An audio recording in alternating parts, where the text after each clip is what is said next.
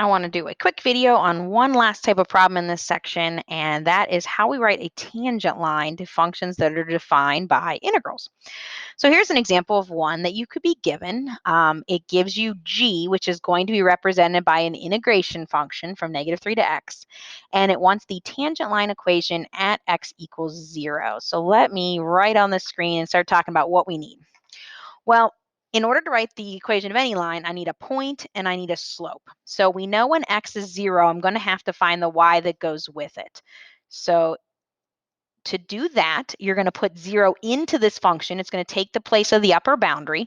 So we're going to look at what happens when I go from -3 to 0. Those boundaries are in the right order, so I don't have to worry about negating everything. My picture is a picture of f, so I'm going to have to find the area under the curve from -3 to 0. So that is going to be this little rectangle right here. We can kind of color it in green there. So we are going to do 1/2 base times height. So my base is 3, my height is 4. That's a really messy 3. So I get 6. It is negative.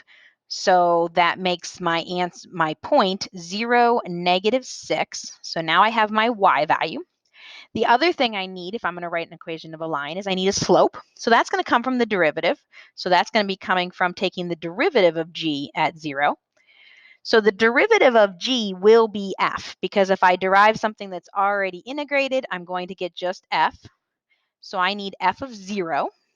F of 0 is going to be found on my graph looking at the y value when x is 0. So here is f of 0. We get -4. So the equation of my tangent line is y minus a -6, so y plus 6, equals a slope of -4 times x minus 0. And you can write it like that, or if you want to get y by itself, you can write it as -4x minus 6, and you're going to type it in like that. Y equals -4x minus 6. And we'll show you how their work is laid out. So they have that nice little triangle there, which is the only thing you need in order to find the y value. Putting 0 in, so you're going to get the area under the curve. So that gives me my point. And then your derivative is going to be, when I derive g, I'm just going to get f. So I need to figure out f of 0, which, as we said from the graph, was -4. And they accepted any version of the tangent line. Point slope is really easy. This one also was really easy to get y by itself if you prefer that way.